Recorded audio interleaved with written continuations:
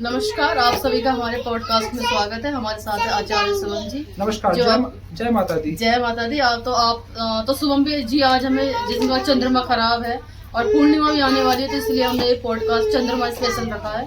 तो ये बताएंगे कुछ आसान उपाय किस तरह से हम चंद्रमा के से जुड़े जातकों के लिए जो परेशान है, पहले तो मैं आपको ये बता दूं कि जो चंद्रमा होता है, चंद्रमा हमारे इमोशनल मन का कारक होता है। ठीक है, रुपया, पैसा, प्रॉपर्टी सब हमारे चंद्रमा से ही देखी जाती है। ठीक है, यदि जन्म कुंडली में आपका चंद्रमा खराब है, किसी कारण से खराब है, तो आपका कैरेक्टर भी खराब होगा। ठीक है, और आपको रुपया, पैसा, प्रॉपर्टी और मन की सुख शांति इन सबकी दिक्कतें आनी तय है। अच्छा, हाँ, कैरेक्टर की भी मतलब कैरेक्टर एसिनेशन भी करवाता है चंद्रमा। हाँ, कैरेक्टर लेस जो पर्सन होगा, आप उसका ना जन्म कुंडली में चंद्रमा उठा के देखें, उसका खराब ही मिलेगा।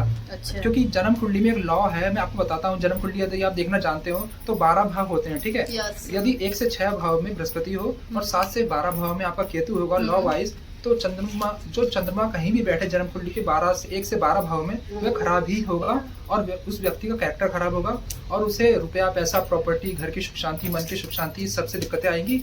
और उसकी तो आचार्य शुभम जी, फिर आप हमें उपाय बताइए। दर्शक बहुत एक्साइटेड लग रहे हैं। जी हाँ, बिल्कुल। आपको इसको चंद्रमा को अगर बैलेंस करना है तो आपको रोज सवेरे जैसे आप स्नान करते हैं, नहाते हैं, तो उसमें थोड़ा सा आपको दूध, जो कच्चा दूध होता है, अपने नहाने वाले पानी में कच्चा दूध डाल के उससे स्नान करना है। ठीक है, उससे आपका जो चंद्रमा की जो ऑरा है, ऑरा मंडल में जो एनर्जी है वो स्ट्रांग होगी और वो जन्म कुंडली में बैठे हुआ जो अशुभ है वो अच्छा प्रभाव देगा। ठीक है, इसके अलावा आप चंद्रमा के जो उनका जो मंत्र है, पौराणिक मंत्र है, उसको आप जाप कर सकते हैं। वह मंत्र इस प्रकार है: ओम सौम सोमाय नमः।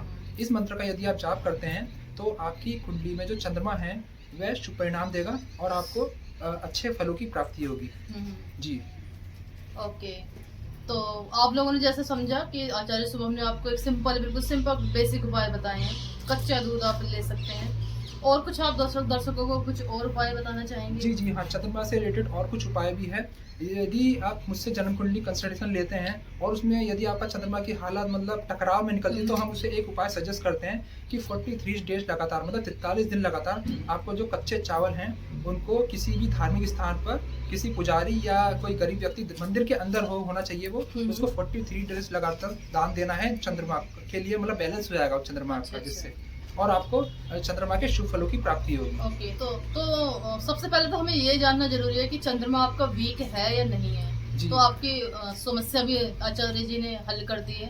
तो आप अपनी कुंडली विश्लेषण कराइए, वो बहुत ही इफेक्टिव प्राइस है। इतना हम नहीं रखेंगे चार्ज, वो तो इफेक्टिव लेते हैं, उतना ही लेते हैं जितना जरूरत है जी। तो सबसे पहले तो आप अपना ये दिखाइए कि मून कौन से घर में है, क्या वो वीक है, क्या वो स्ट्रॉन्ग है। फिर उसके अकॉर्डिंग ही हम यहाँ पर मतलब उपाय। देखिए, मून जो खराब होता है ना, उसके लिए कई लॉ लगते हैं।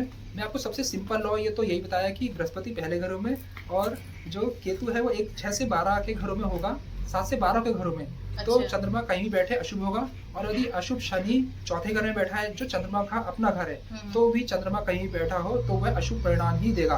उसकी माता को दिक्कत आएगी सेहतों में, रुपया, पैसा, प्रॉपर्टी, और जितना वह कमाएगा उतना बचा नहीं पाएगा और मन के अंदर भी अशुभ शांति रहेगी और वो सुखी नहीं रह सकता जीवन में। ओके, अब बहुत उपाय हो गए हैं तो कहीं लोग कंफ्यूज ना हो जाए, दर्शकों को थोड़ा भटक ना जाए। आप पहले अपनी कुंडली दिखाइए, तो हम अब इस मून स्पेशल पॉडकास्ट, पूर्णिमा का मून स्पेशल खासकर, इसको यहीं बंद करते हैं और आप लोगों से जल्दी नए वीडियो में अपने पॉडकास्ट की मिलते हैं। तो आप सब तब तक हमें कमेंट कीजिए, लाइक कीजिए, हमें सपोर्ट कीजिए इस चैनल को, और अपना माता रानी आप सभी पर अपना आशीर्वाद बनाए रखें। जय माता दी। जय माता दी।